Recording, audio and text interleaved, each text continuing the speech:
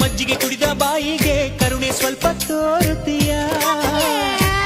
ಉಪ್ಪು ಖಾರ ತಿನ್ನೋ ಮನ್ಸ ತಪ್ಪು ಮಾಡದೆ ಹೋದ್ರೆ ಪಾಪ ಇಂಥ ಪೋಲಿ ಹುಡುಗಿ ಕನಸ ಕೆಡಿಸಿ ಬಿಟ್ರೆ ಅದುವೇ ಶಾಪ ಅಪ್ಪಿಕೊಂಡ್ರೆ ಇಲ್ಲ ಕೋಪ ಮಲೆನಾಡಡಿಕೆ